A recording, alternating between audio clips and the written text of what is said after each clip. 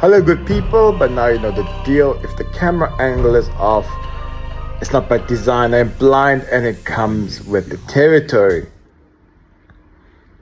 I suspect everybody's happy, problem solved, and we can move on. Can we not? That's how it usually works when we deal with a system that is as rotten, disgustingly so, as the South African system of governance. I don't think anyone should find any fault whatsoever. Keep it moving.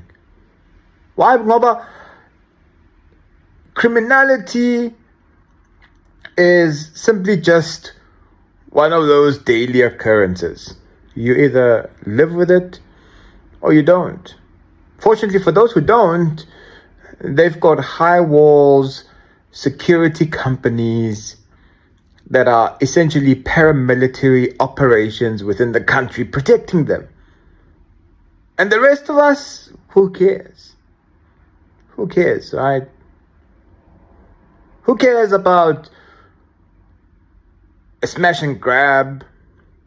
Who cares about a shooting from a hijacking? Who cares about violence in your communities? Elderly ladies being raped? Who cares? Just nobody does. Who cares about the manifestation of drug abuse within our communities? Who cares?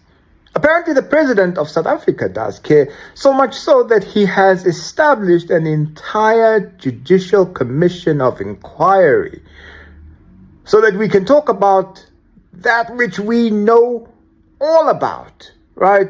Because we need to dissect, understand, question, and have more headlines and more scoops about who are the rotten potatoes within this system, so that, you know what, we can take them out, toss them, and recalibrate the system so that we can merrily go on, because there's nothing else wrong here. If you don't know what I'm talking about, so you should know by now that LT General Nhlanhla Mkhwanazi has come out guns blazing, dropping files, same way he drops criminals on the regular.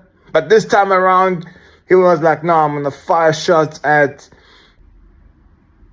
Senzo Mchunu, who is the Minister of Police, now suspended by the President of South Africa, and his entire squad. He's got his own lieutenants who've been doing his dirty deeds with shady characters in the organized criminal underbelly of South Africa's dirty, old, disgusting criminal world. And so when he dropped these files, everybody was shocked. Yo, it's bad. How could it be so bad? But how could he act out of turn the way he has? Does he have no decorum? Why does he behave in such a way? Does he not know that he's an entire provincial commissioner of police? Surely he knows that there are processes. He can't just grab the mic and want to spill the beans on the horrors of law enforcement in South Africa. But anyway, he did. And he basically told the country that which we've known for a long time. Well, at least I did in my other life, right? I've long read reports of police officers, government officials, accusations being made about political figures working together in drug networks and other cartels within the country. Right? Organized crime 101. Right? Ordinary people have been seeing these things and they have had evidence of these things. And for many years, people like myself and others have been just doing analysis upon analysis upon analysis on these things. And yeah, it's a dirty old world out there, apparently. I mean, if you don't know by now, surely you have a family member who's hooked up on drugs. Or surely you've been a victim of crime. If not, hey, lucky you. You know, you're probably one of 10 people in this country who hasn't suffered any type of criminal action. So yeah, this then became the thing. So the question then became, what's going to happen, right? Ngoba surely abantu bazophatheka kabi njengoba sebazi ukuthi no, a big cop like Mkhwanazi coming out and talking in the manner he has, surely there needs to be action. So it so happens that the president ublome nalaba base BRICS Brazil, and so he couldn't attend to this matter. He could attend to the national dialogue issue. No delays there. But yes, it so then happens that he eventually, 7 days later after the bombshell presser comes through with the announcement that there will be a commission of inquiry that will be led by a judge soon to retire, assisted by a couple of advocates, and that he is suspending Minister Mchunu. Right? And I suppose that's where the matter then ends. Certainly. Why do I say so? Because, look, it's either South Africans are truly tired of criminality and corruption and every horror that comes with this evilness, or they just keep it moving. And unfortunately for you, I will say that if you are indeed tired, it takes more than just keyboard warrior antics to show this. And it takes more than the belief in your political parties to do something about this. Now, how did your political parties react to the presser? Kwafaru, which is the Economic Freedom Fighters, they came up with a press statement recounting the presser. Because, none of us checked out the presser. None of us went to the primary source. So Kwafaru, they saw it fit to tell the country exactly how they summarize the event. And they take away, is it no. Lo ngamla ophethe committee ye-security eParliament Ian Cameron mele kube uye ozobheka le ndaba le. That's what your revolutionary party tells you. Then fear this is Moses, right? Fortunately, they don't regale us with the same story. Marabona basitshela nje ukuthi how bad this thing actually is. And then eventually they tell us, President mele yenze sure ukuthi minister is no longer in that position. Revolution at work. That's how revolution looks like. I don't know about y'all, but if I claim to be for the people, I certainly do not act in that way. my instinct would not necessarily to be that, oh, I should be rushing off to a police station to open a case, one of perjury against the minister.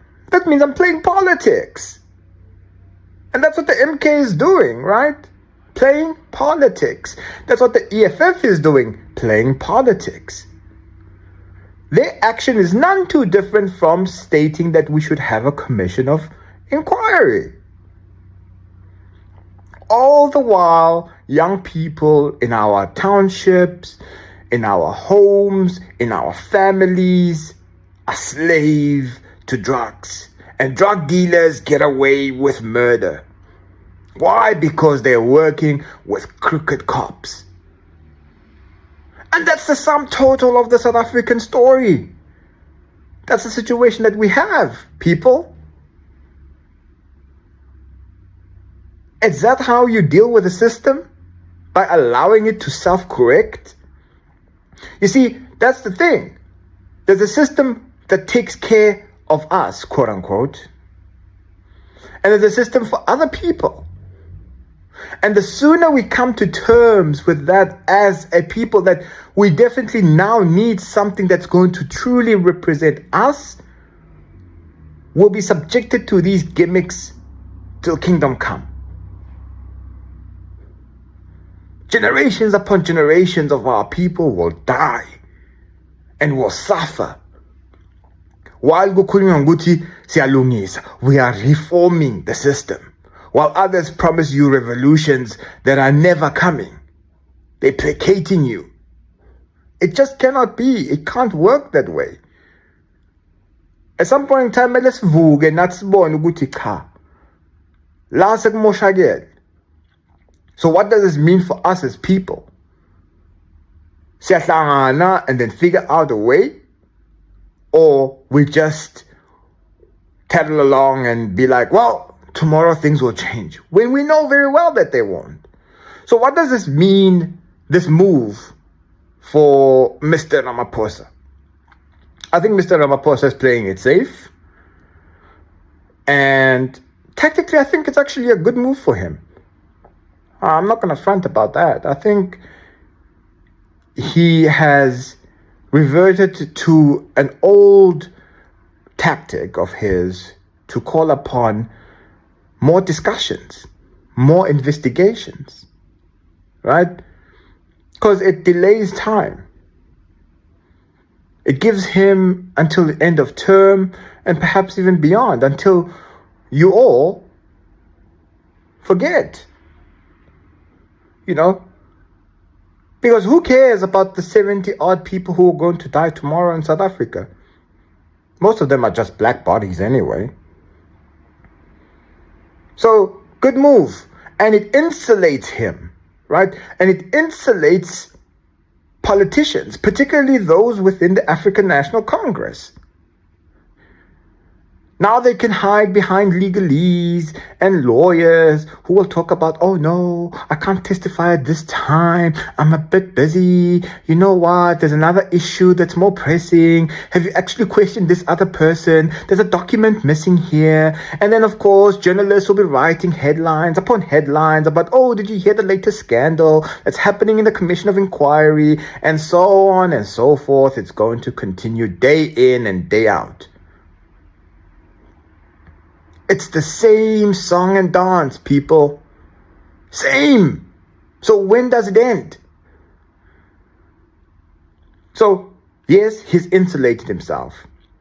And to even show how smart he is, he appoints a civilian, or quote-unquote someone on the outside, to come into cabinet. Why? Because it's an important portfolio for him. He's smooth, right?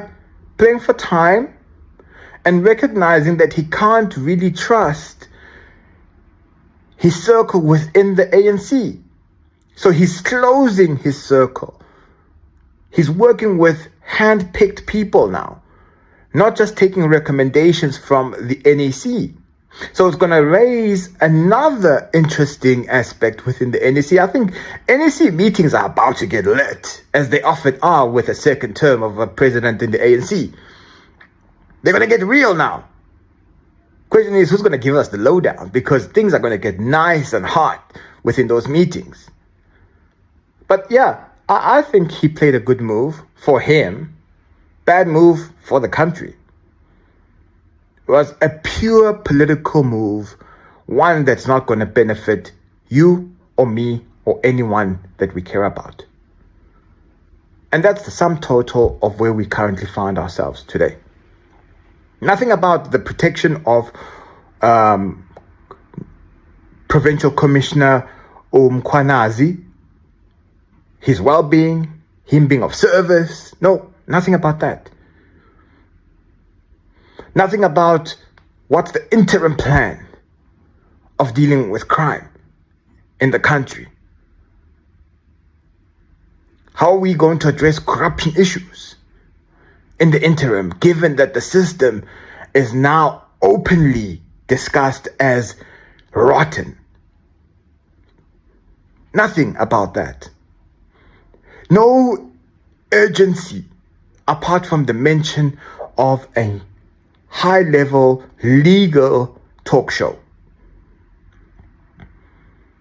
And mind you, this Judicial Commission of Inquiry is going to talk about things that were already highlighted within the state capture inquiry. There was an entire section about the criminal justice system within that inquiry. There's a volume of work on that.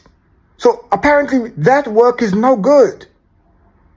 We can't even look at that to be like, what insights can be gleaned from what was said from 2018 until that commission came to an end a couple of years ago? No, we can't. So that was for naught.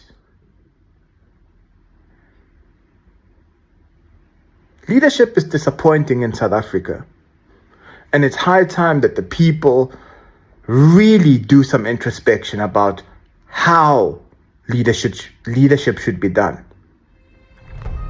Do you agree or disagree?